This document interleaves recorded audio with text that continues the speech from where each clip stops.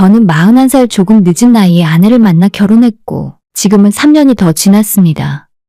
결혼할 당시만 해도 나도 이제 노총각 탈출한다는 생각에 남부러울 거 없이 기쁘고 행복했지만 지금은 할 수만 있다면 시간을 다시 3년 전으로 돌리고 싶어요. 지난 시간을 통째로 도둑맞았다는 생각뿐이고 애초에 제 아내는 저를 사랑하지도 않은 채 그저 돈이 나오는 도깨비 방망이로 취급했다는 것이 더 기분이 좋지 않네요. 아내는 저보다 7살이 연하였고 누가 보더라도 금방 호감을 느낄 수 있을 정도로 아름다운 외모에 성격도 부침성 있고 서글서글한 좋은 사람이었습니다.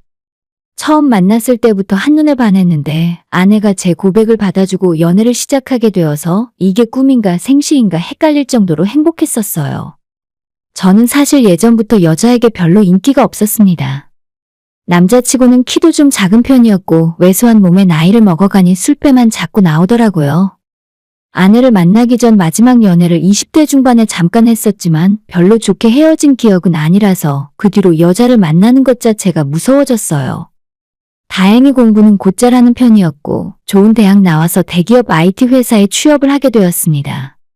현재 판교에서 직장 생활을 하고 있는데 직장을 다니면서 출퇴근이 오래 걸리는 것이 힘들어 결혼 전부터 따로 독립해서 혼자 살고 있었죠.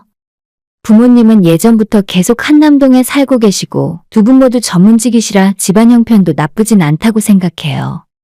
30대 초반부터 연봉이 1억을 넘었고 부모님의 도움으로 일찌감치 직장 근처에 아파트를 구입해서 혼자 윤택하게 살고는 있었지만 여자와는 통 인연이 없었습니다. 소개팅을 아예 안 해본 건 아닌데 상대방 여자분의 반응이 별로거나 서로 취향이 안 맞아서 성공해 본 적이 없어요. 저도 제가 여자에게 인기 있는 스타일이 아니라는 건 잘 알고 있었고 솔직히 말해서 일찌감치 이번 생에 결혼은 힘들겠구나 하고 포기하고 살았었죠. 그러다가 어느 점심시간에 회사 근처에 있는 카페를 가게 되었고 그곳에서 일을 하고 있던 아내를 처음 보게 되었어요. 청순하고 단아한 외모와 웃는 미소가 예뻐서 한눈에 들어왔습니다. 그때 이후로 그 카페를 자주 찾았고 솔직히 이러면 안 되지만 매일 점심시간에 카페를 다니다 보니 언제 일을 하고 언제 쉬는지 전부 알게 될 정도였어요. 오늘도 또 오셨네요? 항상 드시던 거 맞죠? 아이스 카페 라떼. 이건 쿠키인데 서비스로 하나 드셔보세요. 아내는 제게 정말 친절하게 대해주었고 원래 손님들에게 상냥한 사람이긴 하지만 저한테만큼은 조금 특별하다고 느껴졌습니다. 일주일에 4일을 그 카페에서 일을 했었는데 일하는 날마다 제가 찾아갔어요. 처음엔 눈인사로 시작하게 되었고 가벼운 안부를 묻는 사이로 발전했다가 나중에는 주문을 하고 음료를 기다리는 잠깐 동안 서로 대화를 할 수 있을 정도가 되었습니다. 저기 길 건너 큰 건물에 회사 다니시는 거 맞죠?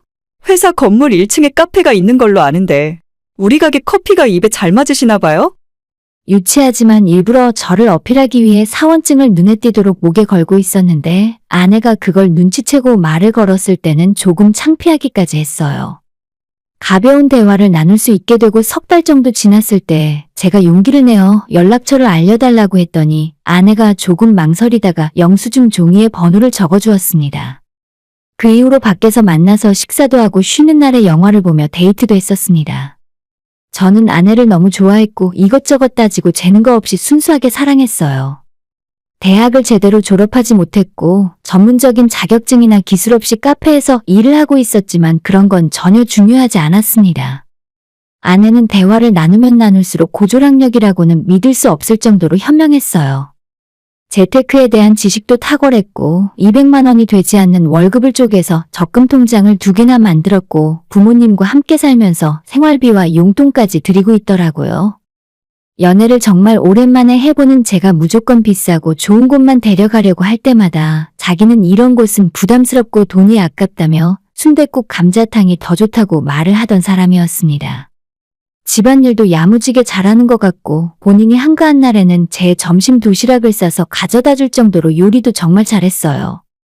이런 여자와 결혼해서 함께 산다면 얼마나 행복할까 하는 상상을 매일 했던 것 같아요. 어차피 집이야 제가 살고 있는 아파트가 있으니 새로 구할 필요도 없고 돈은 저 혼자 벌어서 먹고 사는데 전혀 문제가 없었기 때문에 아내와 결혼하면 집에서 살림하고 나중에 우리 두 사람의 아이를 키우게 하고 싶었습니다. 연애를 시작하고 겨우 6개월 만에 제가 프로포즈를 했고 그 이후 3개월 만에 결혼식을 올려서 같이 살기 시작했어요. 아내에게 혼수도 필요 없다 이야기를 했고 오히려 저 혼자 살았기 때문에 낡은 가전제품과 가구들은 제 돈으로 최고급 새 제품으로 바꿔서 구입했습니다. 처갓집 형편이 그리 좋은 편이 아니라서 아내가 결혼 전에 열심히 모아놨다고 하는 2천만 원을 장인어른 장모님께 드리고 몸만 들어와서 살라고 했죠. 결혼식 날짜까지 다 잡아놓고 2달도 안 남았을 때 아내가 은행 계좌 잔고를 제게 보여주며 눈물까지 흘리며 이야기를 하더라고요. 오빠 진짜 미안한데 우리 부모님 제대로 일도 못 나가시고 따로 돌봐줄 사람도 없는데 나까지 시집 가버리면 너무 걱정돼. 내가 지금까지 일하면서 모아놓은 돈이 이만큼 있어. 그런데 이 돈을 전부 우리 부모님 드려도 될까? 2천만 원이 30대 중반 나이에 결혼 자금으로 모아놨다고 하기에는 적다면 적고 많다면 많은 돈입니다. 그래도 저는 그 돈이 없어도 사는데 지장 없고 이미 신혼집이며 혼수까지 전부 준비가 다 되었는데 아내의 얼마 안 되는 돈까지 다 가져오라고 하기는 미안하더라고요. 장인어른이 건강이 안 좋으셔서 일을 나가지 못하시고 장모님이 병수발을 들면서 조금씩 일을 해서 먹고 사시는 걸로 알아요. 그래서 아내가 일을 하면서 생활비도 보태드리고 용돈도 드리고 했었던 건데 2천만 원은 아내가 모아놨던 돈이니까 아내가 쓰고 싶은 대로 쓰라고 했습니다. 제 부모님은 총각 귀신으로 늙어 죽을 거라 생각했던 아들이 결혼을 한다고 하니까 무조건 좋아하셨고 대찬성이셨어요. 결혼 선물로 차가 없었던 아내에게 작은 외제차를 하나 선물해주기도 하셨습니다. 아무것도 바라지 않고 그저 행복하게 살기만 하라고 하셨는데 겨우 3년 만에 일이 이렇게 되어서 그저 죄송한 마음밖엔 없네요. 아내는 결혼과 동시에 하던 일을 그만두었고 집에서 살림을 하기 시작했습니다. 퇴근하고 집에 돌아오면 항상 따뜻한 집밥이 차려져 있어서 정말 행복하더라고요. 그전에는 출근 시간도 불규칙하고 갑자기 일이 터지면 언제 퇴근할지 예상도 못하는 경우가 많아서 보통은 회사 구내식당에서 하루 2끼 이상을 때우고 집에서는 배달 음식을 먹는 경우가 대부분이었어요. 그런데 이제는 항상 집에 아내가 있으니 불 꺼진 집에 혼자 들어와서 궁상 떨 필요도 없었고 매일매일이 행복했습니다. 처음에는 아내에게 생활비를 200만 원씩 주기 시작했어요. 모든 공과금과 고정비용은 전부 제가 따로 처리했고 순수하게 우리 2사람이 먹고 쓰는 돈으로 200만 원이면 충분하겠다 싶었죠. 그 안에서 아내 용돈도 쓰게 하고 처갓집에 용돈을 보내더라도 괜찮았습니다. 2-3달 그렇게 지내보니 아내가 생각보다 더 알뜰한 것 같더라고요. 200만 원씩 주는 돈으로 야무지게 살림을 잘하고 오히려 그 돈을 남겨서 따로 통장을 만들어 저축하는 모습까지 보게 되었습니다. 이런 사람이 돈 관리를 맡아서 하는 것이 낫겠다는 생각이었어요. 어차피 저는 제가 하는 일밖에 모르는 사람이고 지금까지의 저축은 쓸 돈 다 쓰고 남으면 따로 통장에 쌓아두는 식이었기 때문에 돈을 체계적으로 관리할 필요가 있었죠. 제 월급은 보너스나 연말 성과금을 제외하면 평소의 세금을 다 제하고 800만 원 조금 넘게 들어옵니다. 거기서 제 용돈과 각종 공과금 처리 목적으로 100만 원을 제외하고 나머지 돈은 전부 아내에게 맡기기 시작했어요. 2사람 타고 다니는 차도 전부 현금으로 구입했고 살고 있는 집도 대출이 없기 때문에 따로 나갈 돈이 많은 상황도 아니었습니다. 저는 아내에게 주식이나 코인처럼 크게 잃을 수 있는 것에는 절대 손을 대지 말고 열심히 저축해서 나중에 태어날 아이를 위해 목돈을 만들어두자 이야기를 했어요. 한번 사람을 믿고 맡기면 일일이 감시하고 들여다보는 성격이 아니라서 그 뒤로 제가 먼저 아내에게 얼마나 모았냐, 어떻게 관리하고 있냐고 물어보진 않았습니다. 대신에 아내가 6개월 1년 단위로 적금을 쪼개들면서 만기가 될 때마다 저한테 보여주고 정기 예금 통장으로 갈아타더라고요. 정말 똑소리 날 정도로 야무진 사람이라 생각했고 아내에 대한 의심은 전혀 해본 적 없습니다. 모든 것이 완벽하다고 생각했지만 한 가지 이상했던 건 아무리 노력을 해도 아이가 생기지 않았어요.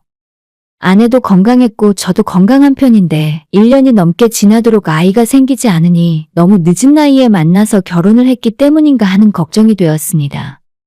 병원까지 찾아가서 검사를 해봤지만 아이를 가지기에 전혀 문제는 없었어요.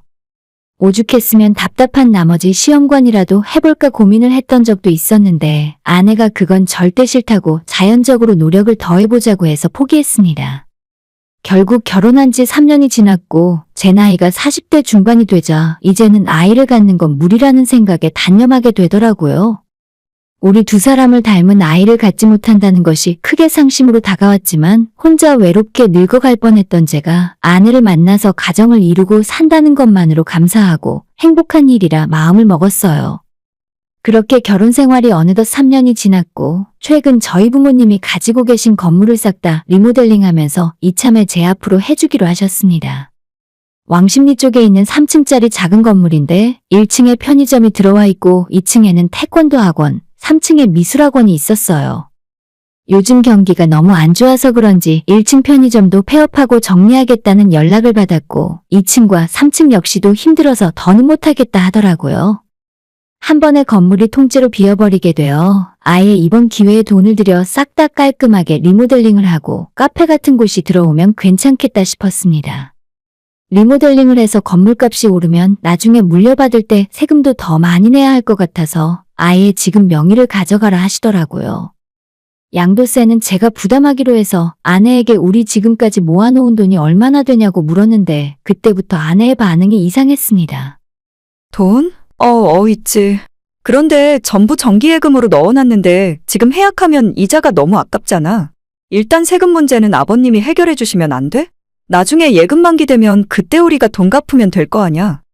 저는 부모 자식 간에도 금전적인 문제는 기본적인 신뢰가 있어야 한다 생각하는 사람이었고 일찌감치 증여해 주시는 마당에 세금까지 부모님께 부탁할 염치는 없었습니다. 지금 이자 1%가 중요한 문제가 아니니까 당장 모두 해약하고 전체 모아놓은 돈이 얼마나 있냐고 물었죠. 아내는 우물쭈물하며 대답을 못하고 시간만 계속 끌더라고요. 30분 넘게 쓸데없는 실랑이를 하다가 결국 아내가 관리하고 있는 은행 계좌 내역을 볼 수 있었는데 전체 계좌 통틀어서 돈이 500만 원도 없었습니다. 그마저도 지난달에 월급을 받고 아내에게 750만 원을 입금해 준 뒤 겨우 일주일이 지난 상황이었어요. 제게 보여줬던 수많은 정기 예금 계좌는 온데간데 없었고 따로 모아두는 비상금 통장 같은 것도 전혀 없었습니다. 저는 아내에게 이게 어떻게 된 일이냐고 재차 물었는데 제 눈을 똑바로 쳐다볼 생각도 없고 아무런 말도 하지 않더라고요. 결국 아내의 지난 3년간의 계좌 내역을 전부 확인하게 되었고 저는 할 말을 잃었습니다. 그동안 아내는 매달 100만 원에서 200만 원씩 장모에게 정기적으로 송금을 하고 있었는데 그뿐 아니라 1년에 한두 번씩 목돈을 모아 장모에게 보내고 있었어요. 매달 제가 주는 돈에서 300만 원, 400만 원은 따로 적금을 들고 있었는데 그게 만기가 되면 저한테 보여주고 정기예금 통장에 묶어놓는다고 하면서 처갓집에 전부 보내고 있었던 거죠. 우리 두 사람 먹고 쓰고 생활하는 돈을 제외하고 처가에 송금한 돈을 전부 합치니 1억 5천 정도가 되더라고요. 저는 아내에게 이게 무슨 일이냐고 따지고 물었는데 아내는 끝까지 묵비권으로 아무런 대답을 들을 수 없었습니다. 처갓집에 아내가 용돈을 보내고 가끔 한 번씩 건강식품을 사서 보내는 건 알고 있었어요. 저도 종종 용돈을 보내드렸고 겨울이 되어 찬바람이 불면 아내에게 처가 부모님 모시고 백화점 가서 겨울옷 사드리라고 할 정도는 하고 있었으니 그렇게 섭섭한 사위는 아니었을 겁니다. 말이 없는 아내가 너무 답답해서 대체 무슨 일로 돈을 보냈는지 왜 나한테 상의 한마디 없이 마음대로 그랬는지 물어봐도 아무런 대답이 없었어요. 저 역시도 망연자실한 마음에 할 말을 잃었고 우리 두 사람은 한참 동안 침묵에 빠졌습니다. 조용히 아무 말 없던 아내가 입을 열고 하는 소리는 이혼하자는 말이었어요. 이혼해. 나 용서하지 마. 어떠한 변명 한마디 없이 담담하게 이야기하는 아내가 무섭게 느껴졌습니다. 한동안 정신적인 충격의 일도 손에 잡히지 않았고 아내는 한술 더 떠서 본인 짐을 모두 챙기고 나가더니 그날 이후로 집에 들어오지 않았죠. 보름 가까이 슬픔에 빠져 힘들어하고 있었는데 아내는 제 전화까지 받지 않았고 장인어른 장모에게 전화를 해도 이미 다 끝난 사이인데 이대로 조용히 이혼하고 끝내라 하시더군요. 얼마 전까지만 해도 우리 사위라고 하시면서 그렇게나 저한테 고맙다고 하셨으면서 가족이 한순간에 남이 되고 차갑게 돌변하는 것도 너무 마음이 아팠습니다. 부모님께는 한동안 이야기를 하지 못하다가 이대로 계속 숨기고 있을 수는 없어서 털어놓게 되었는데 당연히 부모님은 화가 머리끝까지 나셨더라고요. 아주 본때를 보여주겠다고 하시는데 이번 일은 제가 마무리할 테니까 부모님은 나서지 마시라고 말렸습니다. 혹시 아내가 결혼 생활 중에 다른 남자를 만나고 외도를 하고 있었을까 하는 의심이 들었고 정확하게 밝힐 수는 없지만 업체에 의뢰를 해서 아내의 뒷조사를 하게 되었어요. 기껏해야 몰래 남자라도 만나는 줄 알았지만 저는 상상도 못한 정체를 알아내고 말았습니다. 아내는 이미 20대 초반에 한 번, 그리고 20대 후반에 또 한 번 이혼한 경력이 있었어요. 저는 전혀 알지 못했고 아내에게 한 번도 그런 뉘앙스의 이야기를 들은 적도 없었습니다. 워낙 외모가 뛰어나서 남자들에게 인기가 많았을 것 같았는데 그 나이까지 결혼을 하지 않고 있는 것도 이제 와서 생각해보니 조금 이상하긴 하더라고요. 아마 저와의 결혼 역시 처음부터 이혼을 염두에 두고 재산을 빼돌린 게 아닐까 하는 생각까지 들게 만들었습니다. 이쯤 되니 그렇게 노력을 해도 아이가 생기지 않았던 것이 아내는 저와의 결혼 생활에서 아이를 갖지 않으려고 저와는 반대로 노력을 하고 있던 게 아닐까 싶었죠. 결국 저도 모든 것을 포기했고 아내와 이혼을 하기 위해 준비했어요. 아내와 장인장모가 원하는 것처럼 이대로 원만하게 합의 이혼은 해줄 수 없겠더라고요. 처음부터 저를 속이고 접근한 아내에게 분노가 치밀어 올라서 도저히 그냥 잊고 넘어갈 수는 없었습니다. 변호사 사무실을 찾았고 아내에게 이혼소송 대신 혼인무효소송을 진행했어요. 동시에 아내가 저를 속이고 친정으로 재산을 빼돌린 것에 대한 것 역시도 사회행위 취소 소송을 거는 것과 동시에 장인장모 재산에 대한 압류를 걸게 되었습니다. 이 정도 상황이 되니 제 전화를 피하던 아내가 잘못했다며 먼저 연락을 해왔습니다. 여보, 우리 3년 동안 행복하게 살았잖아. 앞으로는 서로의 행복만 빌어주자. 굳이 꼭 이렇게까지 해야겠어?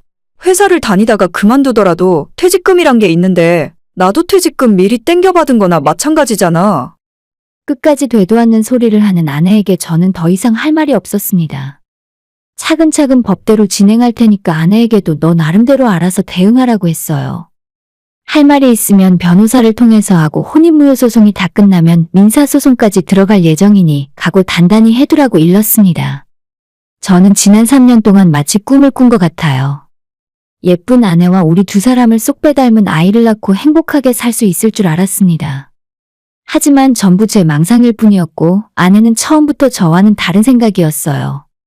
조금 이해가 안 가는 건 재산이 탐이 났으면 제가 가지고 있는 아파트나 저희 부모님이 가진 재산이 훨씬 많은데 그런 것보다도 당장 눈앞에 있는 푼돈이 더 탐이 났나 봅니다. 더 크게 잘못되기 전에 이쯤에서 알게 되어 다행이라고 생각해야 하는 거겠죠? 아내가 저지른 행동에 대하여 끝까지 책임을 묻게 할 겁니다. 그전까지 어떤 사람을 만나서 어떻게 살아왔는지는 몰라도 저는 다르다는 걸 알게 될 거예요. 오늘의 사연은 여기까지입니다. 구독과 좋아요, 알람 설정 부탁드려요. 다들 행복하시고 좋은 하루 되세요.